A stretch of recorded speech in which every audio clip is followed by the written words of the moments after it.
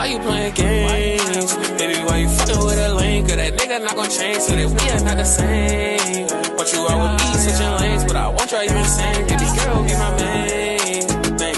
I'm just tryna change things. Baby, stop playing games. Stop playing games. I see your stories on IG, I know you got a man. I also see you always posting when he make you mad. He be playing with them pennies, got you looking bad. Use a diamond, you and him, that shit. What's going on? You know it's your boy Little T. Back in full effect, you already know how hey man, check it out. So we got the 2024 NBA season already looks completely different, man. It do, I ain't even gonna lie, it's hella contenders, bro. Like, I honestly don't know who gonna win. I gotta see how everybody play out. Every year, I feel like we have the same excitement of this being the most important season in a very long time. Facts. It feels like typically about a month in, the expectations get tempered relatively quickly.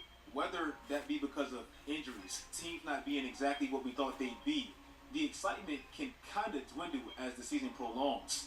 But True. this year simply feels different. I think this particular season, and we say it every year, but I think it's easily the most significant of the decade so far, and one of the most important that I can remember. Think about it Hella like talent, this, bro. And it kind of feels weird talking about LeBron in this way, but it's just true. LeBron is going into year 20, and for about the first time in 2 years going into a season, he has a realistic chance of winning a championship. Yeah, I'm trying to tell you, the Lakers, they got a squad out that bitch, bro. Like, they deep as hell. Not only that, he could tie Magic and Kobe for his fifth in a Lakers uniform. Not only that, the most dominant dynasty that essentially destroyed LeBron's legacy seems to be on his last dance with how Klay Thompson's contract situation seems to be going. Facts. One of the most dominant players of our era. He's never had a chance to play on a championship team. In 11 seasons, Davis only played with like one All-Star. LaMarcus Aldridge. With Giannis and the newest wave of dominant, versatile bigs, Wemby Victor. and Chet. And OKC, OKC, don't sleep on OKC, yo. They looking nasty too. Them young hitters looking nasty. Both touched the league essentially at the exact same time. And personally, I think they're the new future of what 7-footers will look like going forward. Bro, what a time to be an NBA fan. Facts. Today's video is sponsored. We're gonna skip past my man sponsored by right now, DraftKings. What I got, y'all? $200 in bonus Y'all bets. Literally, it's that easy. New customers place just $5.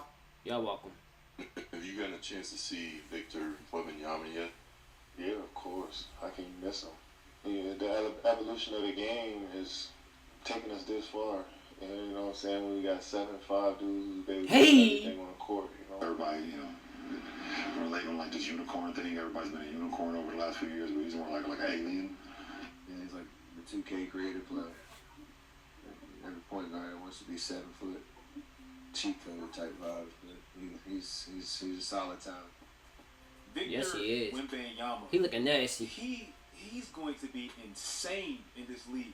I said in my last video that Chet Holmgren was my pick for Rookie of the Year, mainly because I think his team is going to ultimately have more success. But damn, it's going to be very close, bro. We're talking about a 7'5" positionless player who can very well average 5 blocks a night in his sleep. He can. Run the ball up the court and run the Yo, break. yeah, I remember when he nutmegged Joe, and then you seen like when he did like that crazy ass like behind the back pass on some shit, bro. Be the most unstoppable pick and roll threat instantly off his height alone, and create for himself with a true perimeter game. It's not forced at all. We've never seen anything quite like this dude, and he's easily the most hyped prospect since LeBron and probably of my life. And if he's able to stay healthy, which kind of is a big if because of his size and the duration of the games, San Antonio is going to be relevant instantly. The Spurs basically just began their rebuild once they traded DeJounte Murray, resulting in them landing a one-in-a-generational ass player like Wemby. But OKC, on the other hand, That was a good trade. they may have just put the finishing touches on theirs, getting Chet Holmgren to an already loaded young core that almost made the playoffs last year. Yeah, that starting five nasty with Dort and all them boys, bro. Team that's also the youngest team in the NBA with all these future picks, and they Hella already have a picks. superstar in the making with SGA. Hella picks, bro. Like, they already set, bro. Like, they come for real. They can use all them picks and get a superstar. If they 2 superstars, maybe even 3, bro, with all the picks they got. But they don't need them. That's the crazy part. And Houston and even Portland to some extent. They're way ahead of schedule. Not only do they have a first-team All-NBA player at 25 All years five old, of that starting but they five. have Dort, damn near a 6'8", Giddey. 0.4 triple-double threat with Josh Giddey. One of the best perimeter defenders in the league with Lou Dort. Jalen Williams, who's versatile and was a Rookie of the Year candidate last year. That alone, I gotta watch more 500, Williams. They almost made the playoffs. And now they're adding in Chet Holmgren. Not quite the prospect of Wemby, but bro, he's very close. Bro, in the preseason alone, and this was like the best preseason I've ever seen in my entire life. Yeah, no This man bullshit. averaged 16 points, 5 boards, and 2 blocks in only like 18 minutes a game. That team, that rebuild, and most importantly, that rivalry between him and Wemby, that starts this year. And luckily, they play 4 times. That's gonna be LeBron crazy. is Year now 21. into year 20. He said, Braun said he trying to play with Bronny and Bryce, yo. Now that UD is gone, the player that I grew up watching in the finals, year after Yeah, he year definitely after gone. year, is oddly the oldest player in the NBA. Probably like 65% of y'all watching aren't even 21 years old yet. And to me, that's insane. Last year, LeBron, he missed a significant amount of games with injuries. And to me, that hampered the potential of that team. Facts. Add on the fact that they completely transformed their roster in like Mid-season, February. right. And they made it Not hard even to mid-season. see what that team looks like, healthy, with games under their belt and experience. It was just really thrown together last minute. Now they added multiple pieces that make sense. They fit together. The main additions are all under contract, and hopefully they can stay relatively healthy.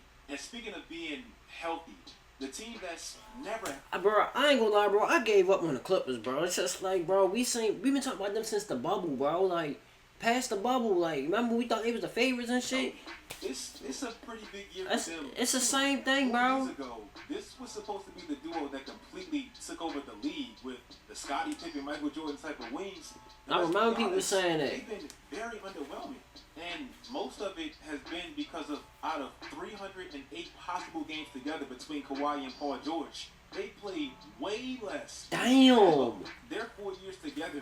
Only 118 out of 308? A choke 3-1 lead, a Western Conference appearance without Kawhi, an entire mid-season from Kawhi, and a first-round exit again last year basically Without Kawhi, right. He's missed 11 playoff games. This is really a huge year for them because both Kawhi and PG, they can both be free. Nah, I ain't gonna lie, yo. I'm getting rid of Kawhi, yo. You feel me? Bro, if Kawhi don't play this year, bro, I'm getting rid of you, bro. Like, that's a wrap. I'm sorry. Like, no.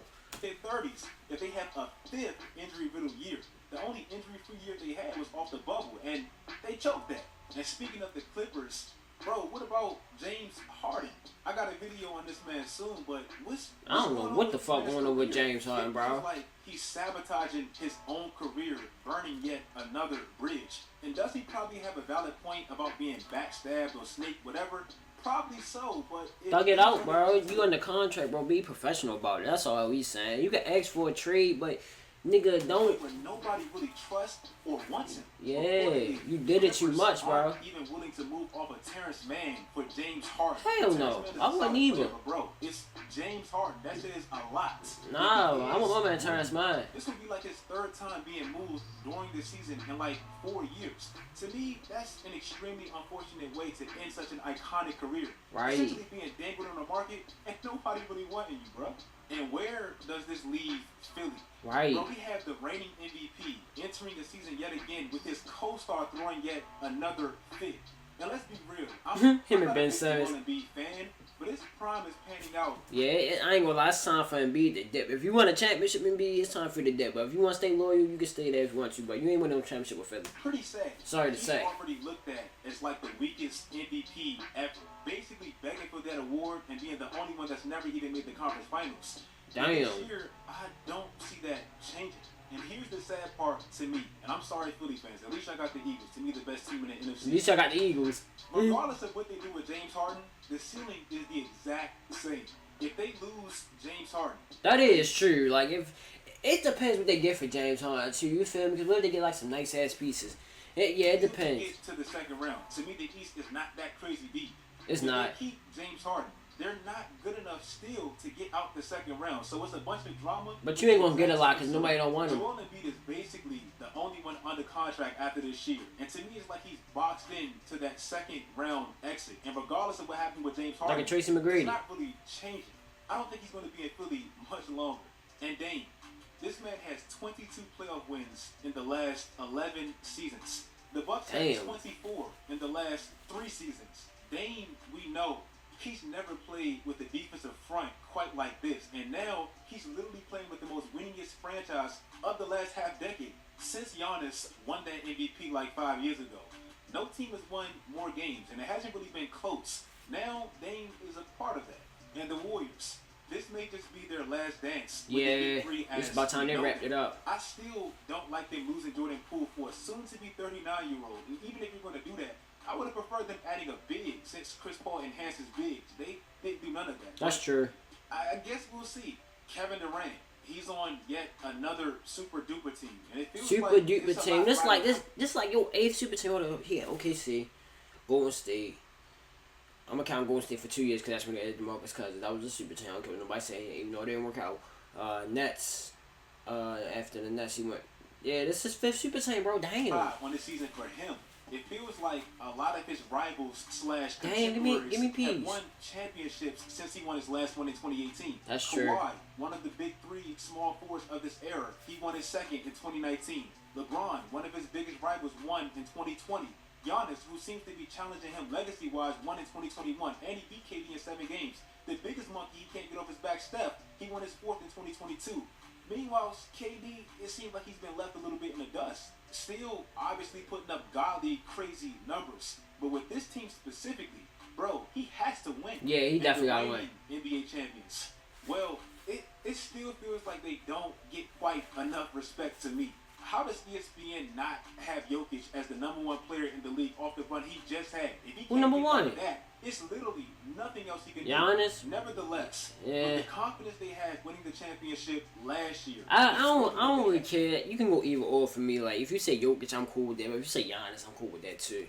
Me personally, I feel like they best tied. player on the planet to me, they can stamp themselves as the new dynastic, boring type of Spurs team if they happen to repeat. Something San Antonio never did. My finals prediction is them versus Milwaukee. I have Milwaukee winning, but I have them in.